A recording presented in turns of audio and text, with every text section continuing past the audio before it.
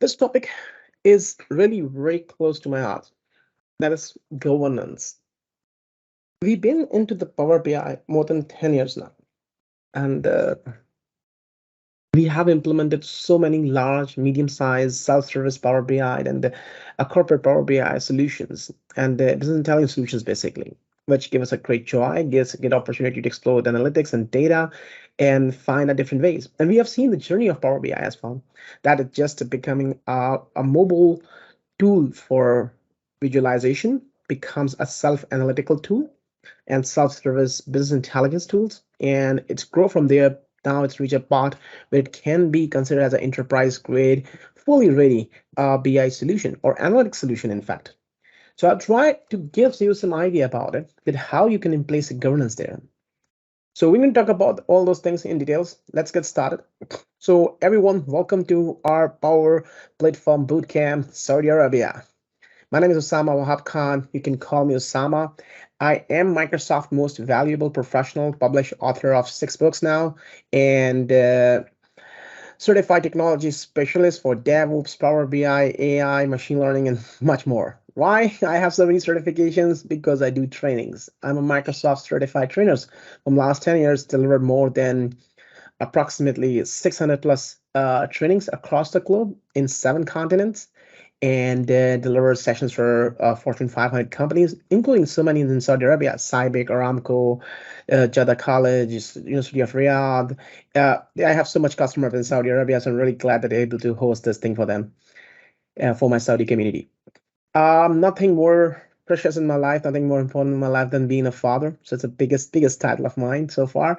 These are my daughters. So she's Manha, she's Lena. So Lena is just 2 years old, and Mana is now 5, 10 out 5. And love of my life, 2 beautiful daughters I have.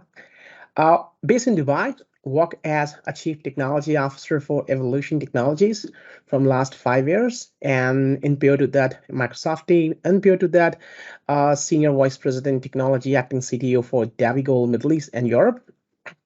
So I'm in this region from quite far, so almost like an 11 years that I'm just doodling around between whole Middle East and MEA, and it's a great pleasure. So it's a one hell of a introduction, I think so. It's a quite long. Now we're going to directly deep dive into the roadmap of adoption. So in this particular session, I'm going to enlighten you. I'm going to explain so many concepts and answer some of the questions that might you have in your mind, and enlighten you with the process that you can understand how governance should be in place. So the main objective of a adoption plan or the roadmap for the governance in Power BI that empower every decision makers, and why we need governance. These are the two major questions that I will try to answer and elaborate out there. Just to be noticed, and just to be clear, this is more kind of like a lesser session, is more kind of thing that you should be preparing for adoption kind of thing out there. It's really about that how we get started, how you implement the enterprise get implementations. It's about the guideline and planning strategy. The goal of this particular roadmap present you a series of strategies and tactical considerations and actions that can directly lead you towards a successful implementation of a Power BI and help you to build and embrace a data culture in your organization. And governance is one of the part. Governance is one of the key essential part of this whole scenario. May governance rely on a very later pillar, but I would like to just add one thing before we move forward. If I can show you, let me just change the slide. Why cannot? I think I can. Okay. So if you can see my slide, the next slide that I have. Okay, let me just quickly squeeze this. Yes. Yes, we can see it now, bro. Fantastic. So you can see that the whole strategy of our governance, our whole strategy of a roadmap adoption, it's to introduce you with the best practices and strategy in mind that can help you to implement more standardized and most deliverable BI solutions. The biggest problem or challenge that we have in advanced adoption or cultivating data culture, it's about more than implementation of just technological features. 90% of organizations focus on technological features, then they go for BI solutions. Oh, let's go for Power BI. Why? It's a beautiful visualization. It's very interactive. It's very fast. You cannot talk to lots of data sets. It has text formulas. Oh my God, it's awesome. So do Tableau is. But what lead towards the success, that what product you're able to generate out of it. Always remember, the value of your product or value of your project is only when you receive a feedback. So unless you receive the feedback, you cannot find the gains. You cannot get the dividends here. So that's a little boring piece that I want to highlight here. If you see this adoption roadmap, this is a Power BI official adoption roadmap that built by Microsoft team, and this team it has collected a tons of insights, not only from inside Microsoft, because Microsoft is one of the largest Power BI user, not only not only the company who runs it, but even they use internally very extensively. And they able to access, collaborate with hundreds and thousands of customers. So this particular composite documentation or tool has been built on hundreds and thousands of feedbacks and best practices in place. So the first thing starts with the data culture. So data culture refers to the set of behaviors and norms in your organization that encourage data-driven strategies and adoptions and data-driven actions. So if your organization depend on data, then heavily you have to develop a positive culture out there. You have to make a sustainable culture that is closely related to Power BI, because the key aspect of an organizational digital transformation is to introduce analytics end of the day. And data culture is then, like I can say, the main source of that. And how you present that data based culture, how the end user involved in it, it's through Power BI, because Power BI normally ends in a serving layer. Then executive sponsorship is someone who have a credible influence in an authority of organization, who can basically enforce some strategy that how data need to be organized, used, and believed. Yes, how it believed. So the advocate for building data culture, it's very important that you select the right advocates. Normally, you engage top stakeholders in organization that enforce the dashboard from them. So that's why the CFO dashboards sometimes come before the manager dashboards. It's people always ask that why shouldn't we go on all the way around? Let's build something in organization on a very crude level, on a very root level. Then we're going to ship this thing on the higher management level. But that doesn't happen most of the time. That doesn't go with a success story all the time. So that's why we need an executive sponsors who have a really influence or authority in organizations when they say, okay, you have to use this dashboard, you have to use an analytical platform, you have to rely on analytics or collect or process analytics. It really helped the organization to adopt those things in strict manners. For example, investment firms, they have a CFOs. If CFOs have a policy to just collecting a data from portfolio companies to evaluate their investments on a regular basis and have some sort of KPIs for each asset managers will automatically follow that. If you go, this is a pretty much waterfall model. If you go all the way around, like manager to the CFOs, it's very difficult. That how many tools they use, how they aggregate the data, how the analytics will come, what the common APIs will be, what dashboard will be presented to the CFOs or CXOs, and that will be whole chaos there. That's why it goes top to bottom. Then content ownership. Another important subject of Power BI, it's a content ownership and management out there. This is a third, primarily and a primarily strategy of any adoption plan or in any BI implementation. The content is owned and managed by whom, which team, and what, because it had lots of caveats involved with it out there: security, compliance, process, and so much other things out there. In a world of business lead self-service BI or managed self-service BI or enterprise BI, it is basically decided who is in ownership and how the process will going to out there. I'll talk about them in detail as well. Content delivery and scope, that what will be the scope for the content delivery. So there are four primary strategies are available in a content delivery that Microsoft advocate there. And what are these four strategies? Personal BI, Teams BI, Departmental BI, and Enterprise BIs. So there are four different strategies that how the personal BI works, how the individual data sets we're going to organize, govern, and what success factor need to be involved in down there. And how you create center of excellence model out there. So you how you're going to use the governance out there. So because these strategies going to influence all other segment that beneath that out there, and which lead us to the center of excellence. Center of excellence, it's an internal team of technical and business experts that might your organization have, or they composed it. When I say composed it, means might you have some of the skills that you have in-house, you get training from externals and improve your strategy and improve your skills and become an expert, or get coaches on board, get consultants on board that can provide you some valuable advice. So it's like in a big, large technical and business advisory role. So they could have a people from a business who have a very high influence and great understanding about the analytics that need to be delivered. Okay, who know the stats better, who know the KPI that matter most to the business, who knows that what aesthetics will be out there, what a distribution cycle can be look like, and team that can enable everyone. That team is basically like a collaborator roles out there. They help everyone. They help everyone. They help them to build the things with the standardization and automate the process that might could have a chance of ambiguity. And this team has to work with governance. This is the piece that I want to talk about today.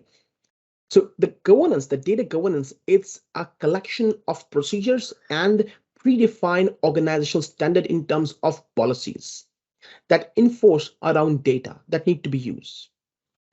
When Power BI adoption going on, the main goal of governance is empower the community, empower the internal users to have a greater extent and possibility with while adhering the industrial or governmental requirements and meeting them as well. So they must have ability to explore data, build data, work in a same fashion what Power BI advocated, but at the same times, not create chaos. When I say chaos, I meant that the we always subject to enterprise regulations. Okay, you guys work in oil and gas a lot, healthcare laws pretty much clear now. So in Saudi Arabia, they have an artificial intelligence agency, I think so, who decided the data processing laws, and they have lots of governance rules out there. You have ISO 27001, you have also PCI rules out there, you have an American standards like a HIPAA, as well as our region, data governance, data residency.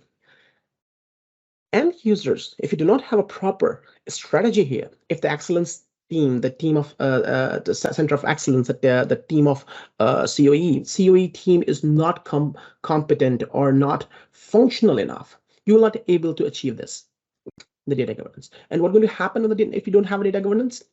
You're going to end up with data violations from regulatories, governmental, departmental, organizational violations. So it can be a security risk. It can have a catastrophic behaviors or impact on your business.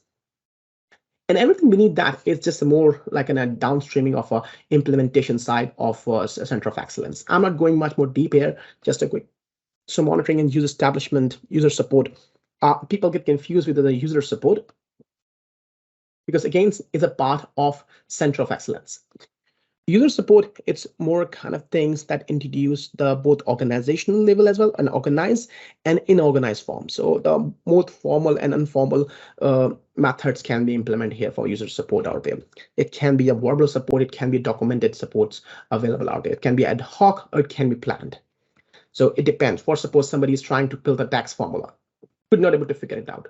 What's the best way to getting the results from SSIS? They can ask in Center of Excellence that provide or evaluate their activity, what they're writing on. It's ad hoc. And might be Center of Excellence can define some standards out there that everybody can read from a documentation and use those particular principles. Or they could have a data sets vetted. So they have a verified data set that end user should have to be relied on that one out there. So this is a quick Power BI adoption plan journey out there. What it's going to bring on the table? What is going to help you with it out there? Your organization data culture vision will strongly influence the strategy that you'll follow for BI content ownership, either a self-service or enterprise, and how you delivery, how you basically manage the whole model of implementations. You should have to establish a proper governance guidelines. How you can road adoption or roadmap will basically help you out there. This adoption plan going to help you with establishing those guidelines, policies, procedures that will affect the implementation method for use, enablement, and monitoring. And the governance decisions will detect the day-to-day systems oversights, administrative activities I'm talking about here, and all data cultures and adoptions related decisions, actions accomplish more easily and more standardized along with the executive approvals. So these are the areas that we have a highly focus on it. And but my main area is of the discussion of today, it's a governance here. But before we jump into the Power BI, let's talk about what's Power BI. I think so you guys have already have had enough sessions in past that you understand what is a Power BI and how this Power BI model going to influence you. So Power BI, it's basically helping business to connecting their favorite data sets in so many different situations, in so many different locations at a single place. It's easy to connect, it's easy to build, it's easy to visualize. But what the problem it does solve? Power BI, it's no longer a visualization tool. It's not a visualization tool. In past, when the Power BI was introduced, it has only visualization capability, charts and graphs, all that they have. And that's the purpose of a Power BI initially out there. So interacting with, but this processing thing was absent earlier. Now we have this processing power in the Power BI, which make Power BI more profound and more better. If we try to take a look to this particular dimension or this Venn chart out there, this basically explains you, this basically tell you the story that what exactly the mean of data story out there. What is data story and how we basically envision the data story. So if you guys can see this particular Venn diagram, data analytics is composed of three major elements: narrative, data, and visualization. If you have these three elements missing from your analytics, you don't have analytics. You can't tell the story with the data. You have to learn how to tell the story with the data as a fundamental piece out there. So you need a data that can be trusted. You need a data that can be refreshed and accurate. You need a data that timely presented. You need a data that can be express the right information. So it need to be correct, intelligent, and the right pace. So you need a proper guidelines available for that data as well. If data is not correct, nobody going to believe or like analytics or not going to use the analytics. Sorry, your analytics going to lose everything that they have, regardless how much effort you put in it. The data need to be gone through with some kind of quality checks. Selection of visualization, that basically the clothes of your or analytics out there. I call this is the clothes of analytics, that how beautiful presentations should be look alike. Power BI is very rich, and it's one of the key reasons that we go to Power BI. They have an amazing visualization options, but it is important to select a right visualization to express right kind of data, not too cluttered, not information, what information can be present and what information should be present. So there are two different questions. Can I present everything in a table? Sure, you can. Should I? No. Tables is bad. Sometimes they are good to present a short info summary information. Power BI is all about the summarization. Analytics, not about the detailed reporting. We have a page into the report for that. And the narrative. Sometimes just one infographic explains the whole theory, like Pyramid of Gaza. So if you have to ever visit the Giza pyramid, I know that somebody from Egypt has already spoke about it. And so Giza pyramid telling a data story from hundreds of years and every day. And their infographics are so amazing that we can learn the story, we understand the data even after hundreds and thousands of years. And the data that convert into the visualization, it coming through the narrative, what they're trying to explain. So one text line, one ascending order, one infographic, one GIF, one shape can tell you the direction that what data is trying to explain. So it's important. And we cover multiple type of analytics. in the area of data analytics. So we have nowadays a 5 high level of categorization. 3 of them, I must call it the modern analytics, and I call them 2 of them are more the upper ones are more traditional methods out of. These are the historical data analytics solutions working around time series data sets. Descriptive, more about historical processing of a data. Diagnostic is more finding information that what may happen, because this is going to answer why that has happened, and so how this happened, why this happened. So these are the 2 answers you will get here, but this one is more when it likely to be happen. So let's talk about the futuristic predictions out there, and if it happens, what I will do. That's the prescriptive one. And the cognitive has some more advanced capabilities, like you guys have seen that chat GPT all over the world now. Why I'm just showing these slides is important that we understand that what task we do in Power BI and where the Power BI is coming from, that before we go into the governance. So these are the 5 common tasks that we do in Power BI as a data analyst out there: that prepare the data, model the data, analyze and through visualization, and once it's ready, we manage and organize. Power BI, it's not a single tool. It's not a single service, in fact. It's a collection of products: desktop, app services, app servers, mobile phone apps, desktop apps, Power BI desktop, Power BI web app. So they're a collection of services and softwares and connectors that let Power BI to integrate, load, and process data from several of other data sources and streamline them as well. So that when it comes to governance, it is very dynamic. You have to think about all the aspects and the tools that you may involve out there. So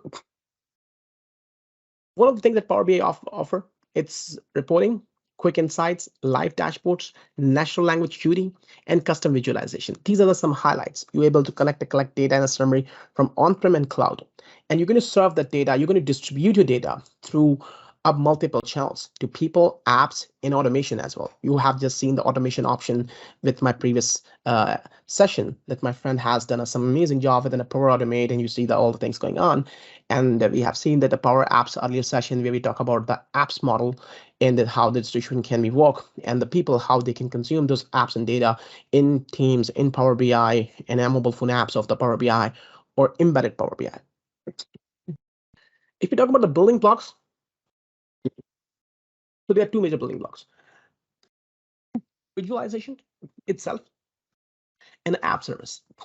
These are the areas that we consider as a building block from a governance perspective, where you have to influence most of the time out there, that what data going to represent and what kind of classification it induced, what kind of confidentiality it basically exposed, and how the service will going to organize the data sets out there. Because most of your governance will be relying on behind data sets and on the service. On desktop side, there's not much things that you can really control out there. It's more like a guidelines.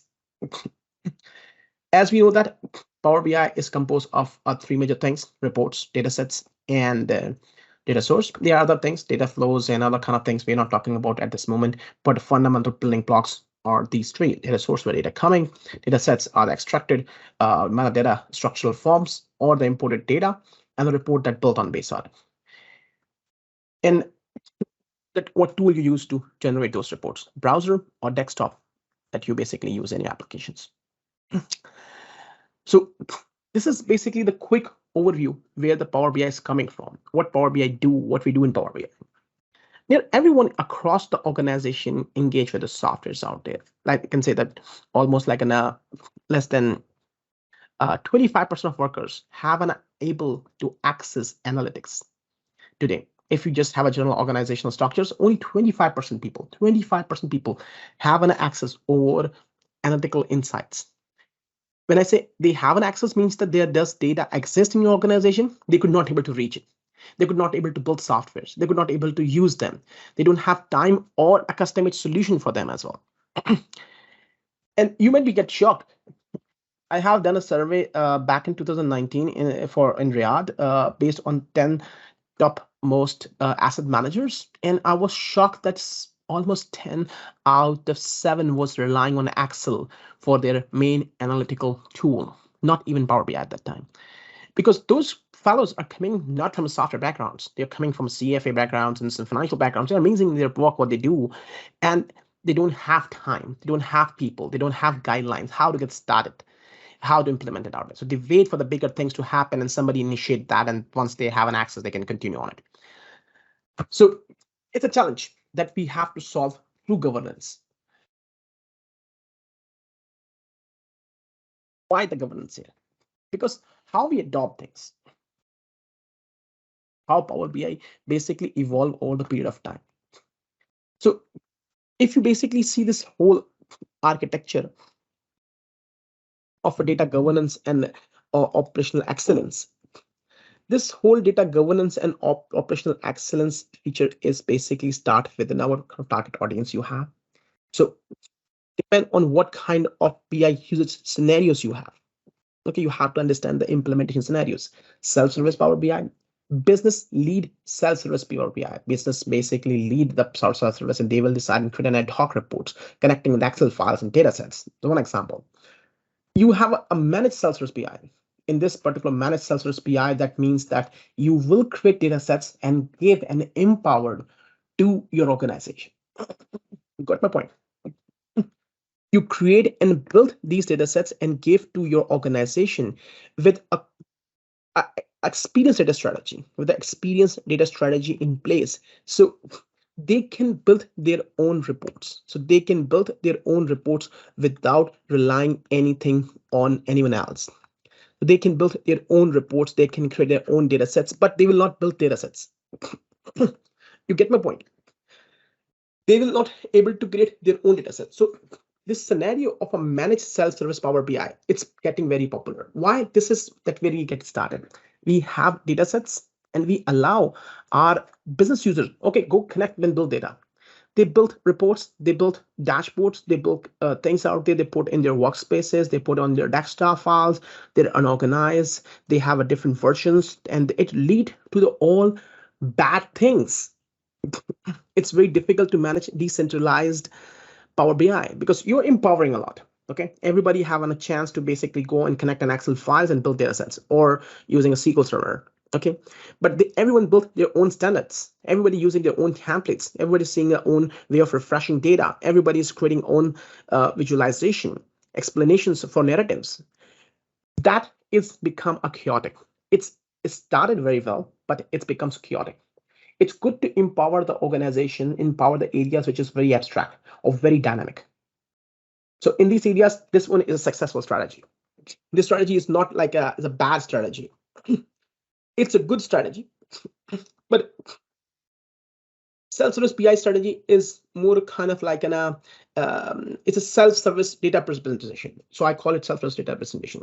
When we talk about a concept of managed service Power BI, in a managed service Power BI, or you can say that managed self-service Power BI, it's a kind of like a different area. It's kind of like a different ball game, and I'll try to just quickly overview upon that one and then move forward. So how this basically going to work? How this going to basically happen? You manage a content ownership, centralized, which means that organized, more governed, more influenced, more processed, more trustworthy data ownership and reporting ownership. Who will own the reports? Who will build reports? Who will build data sets? So data can be more relied. If somebody who does not have enough skill, time, or understanding of standards build a report, definitely is less trustworthy.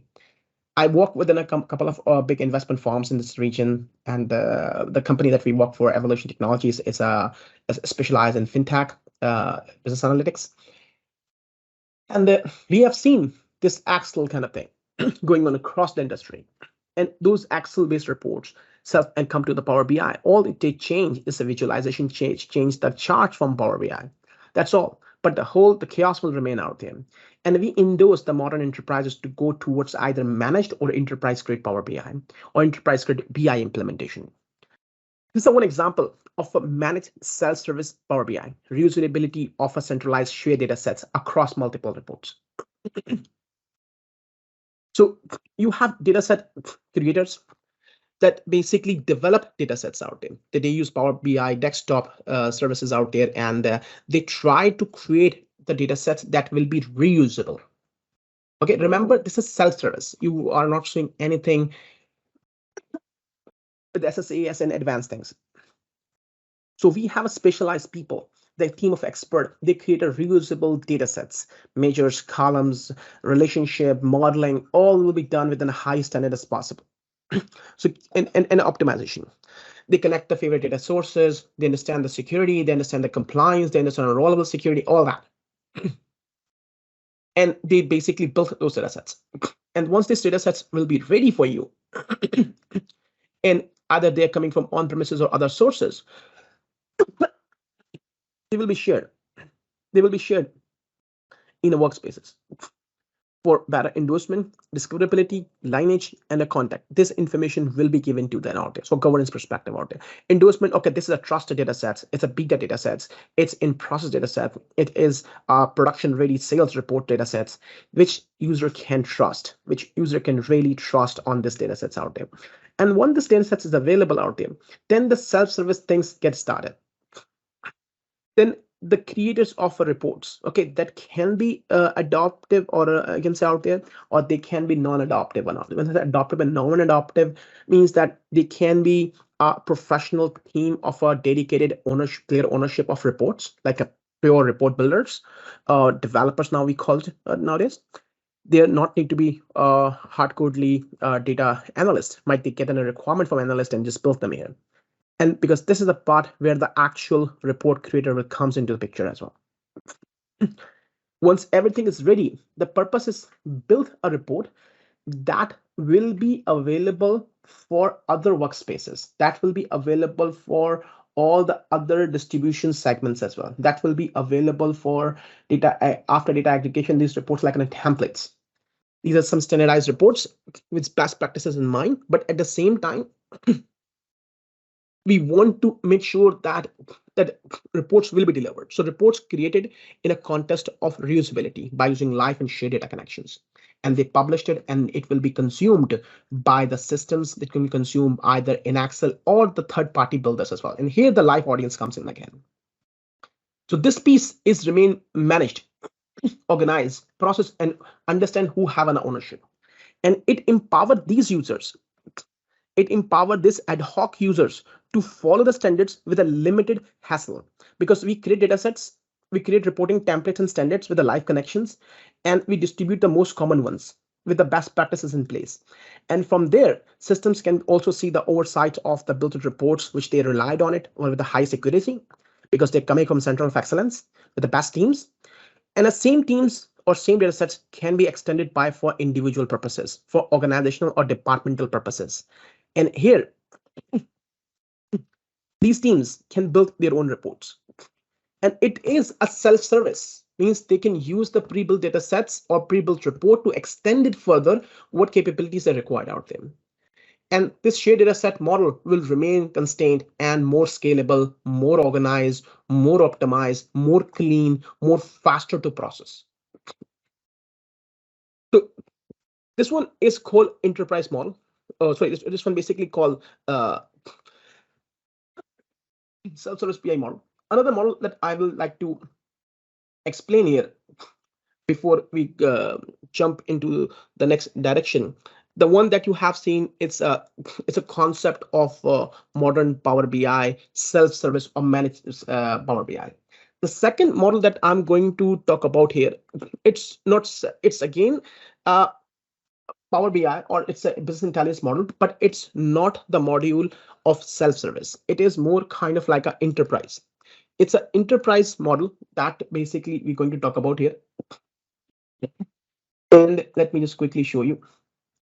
The reason I'm showing you these models because you understand the difference between them, and each one of them have a different requirement for governance.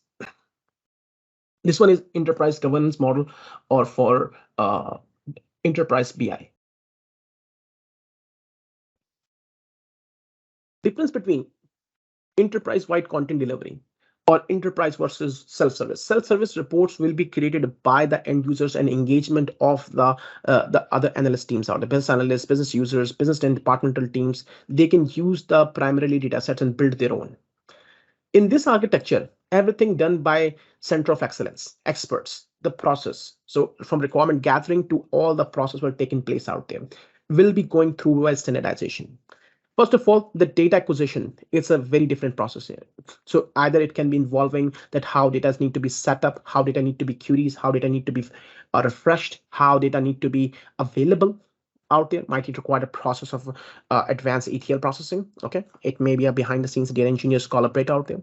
How the workspace will be managed. So it's not basically just basic BI. It's going to have a very advanced premium capabilities for printing, export, alert, lineage, deployment management, as well for lifecycle management, how those lifecycle are. So we talk about enterprise grade Power BI, the things that organization can rely on it, the things that organization wide delivery for larger audience, mostly for analytical purposes. They can use these existing data sets to extending or creating their own report for self purposes, but not to disperse or not to distribute as an endorsement or not to provide them as an prime data sets as well. It has an advanced sensitive level implementation for governance perspective, that what level of sensitivity it has and policy they carry without them. They understand how the govern access management tool out there, because most probably you end up with enough premium capabilities or segregation of premium capabilities. The workflow is very similar that how the content is created, but here then you create a report or data set, you create a whole solution that encompasses of report, query, and all that as in a template, and you publish them into your workspaces out there. And from workspaces, you basically start distribution of these data sets out there, and you define a proper strategy as well. But here you would see the most of things will be done by the center of excellence. This is a high-level overview of most common use case of a Power BI components and that support enterprise grade. The primary focus is organization-wide delivery at highest scale as possible, including presented reports and all the features that we have introduced. This piece is not done by ad hoc users. BI teams or center of excellence will create those reports. So that means the centralized data sets, a centralized team will manage with the best practices in mind. So this solution has the highest and finest quality as possible an organization can achieve with advanced premium features.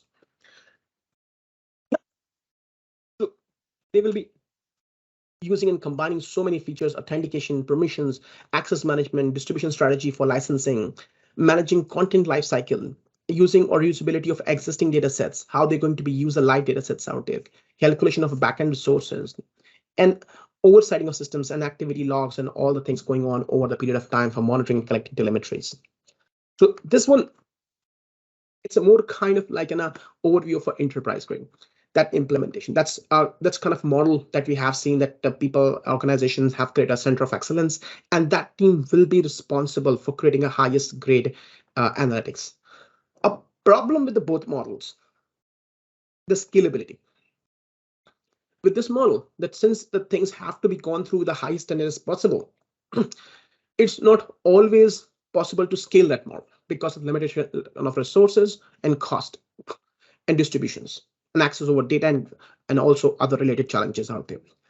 This particular model that earlier I have shown you has more adaptability. So we have to find our most fine fusion of these, that how we're going to play with them and how level of governance, what level of governance allow us to use this capability of decentralization, and which point and what reports that need to are there. The report with the need the highest trust and highest usability of data set should be managed here. But this tool is not being neglected because this is still empowering an organization.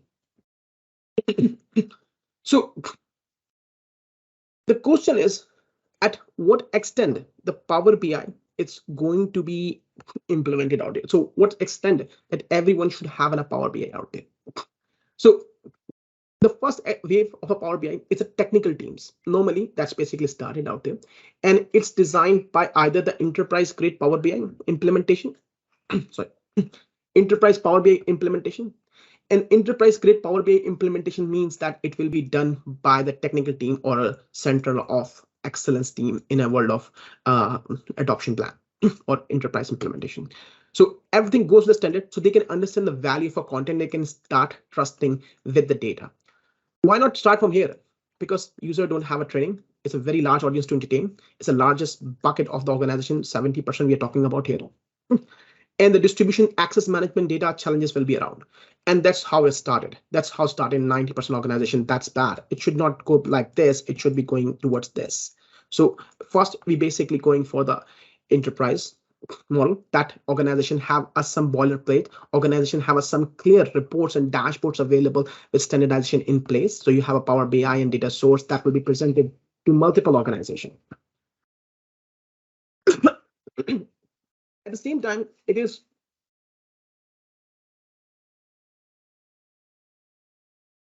so second, it's data analyst. So analyst will basically create a second wave. Okay. And these are the people who have a collaboration with the business analyst along with the data analytical teams. So they know the tools they are coming might be from external hiring, or you have enhanced in order skills out there, and they deal a quite large number of chunk out there. And they build report for departmental. This one's called departmental BI model. Okay. And once a departmental BI model is successful, then you empowered within a slow training because they're already used to it. They know the capabilities, they know the tool, they have the data sets already in place. So it's a great point to start. So that's the wave of a Power BI. A wave of BI solutions should be kicking off out there. So turning data into business insight is always a challenge. Okay. And what it make it a difference out there? First of all, end-to-end view.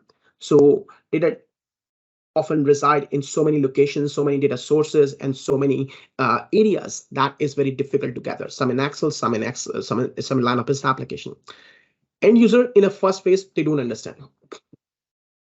End user, if you guys remember that, they can't understand what is SQL. They don't know what is SQL.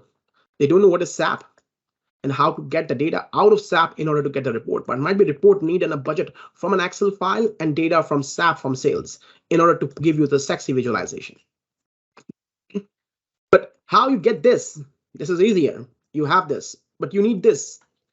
That's why you go from bottom to top. So you need an end-to-end view of your business to picture that where your business is standing out there, which rely on a multiple data sets, which have a different latency, different availability. So when the data will be available, how it need to be extracted, what latency, even what velocity data is coming out. It's a real-time data or it's a batch process data out there.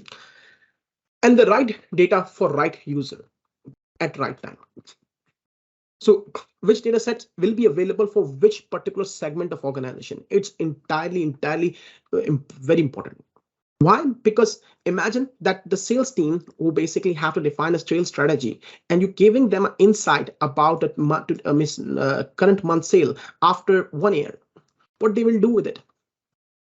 Means I tell them our month, the sales of March is basically declined after 1 year. They might be define something a strategy, but they can't improve over the period of time. If you just tell them here, might be they can take some actions and why this happens. They can do diagnostic analytics or they can use a prescriptive analysis to make actions. Understand? So right people, right time, right data, and availability of data as well. Data should be refreshed and available out there. If you're showcasing me the total sales per year but data is not updated, what should I do with it? So uncontrolled proliferations, profilizations of the apps in Power BI. The data is everywhere, data sets is everywhere, and they are very uncontrolled. So profilization is a concept of profiling apps, what they serve and what purpose they've been built for and who have access on it, which is a super high challenge. I think so. Muhammad Isa have a question. Yes, Isan, you have a question here. Sorry, I can't see the questions. I'm sorry, bro, for disruption. We just have 5 minutes because Sure. Mr. Bior just start now, and I have another appointment. Sure. So I'll just I'm quickly go over sorry it, for and I'm just going to summarize. This whole presentation will be available, and I I'll believe try to record. we should have another session. This is very interesting topic we have to discuss deeply. So I do hope to meet and engage in Inshallah. our Inshallah. So let me next summarize it. Saturday. You can give me a We 5 minutes. already have extension for this bootcamp. So next Saturday we can dig into more details about Inshallah. governance. Inshallah. Thank you so Definitely. much. So I just try to quickly summarize that because I want a chance to everyone, because I know that we have an amazing set of attendees here. And Muhammad and Isa, you have done an amazing job. You are love, buddy. Thank you for hosting this. You're an amazing guy. Yeah, I my MVP fellow, and I'm following your content for a very long time. He's one of the best content creator, so big love for him. So I'll just quickly summarize, and we just close down our presentation.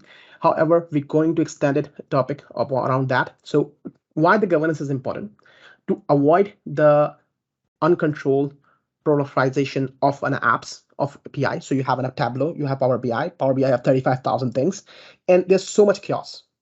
How you can improve that, avoiding that with the standardization and process management, that segregation of roles, that what kind of AI can basically suit better to your need, enterprise or departmental or personal, an implementation process that defines standards and drive decisions, reduce risk, and increase user adoption. Why the user adoption increase? Because you gave them some standardized boilerplate, so they have to less worry about it. They just have to click and run, drag and drop and done. That's what they need to do, and without really worrying about it, that they're doing something wrong or going to create something chaotic, which empower end of the day the more users within a managed self-service BI or enterprise Power BI.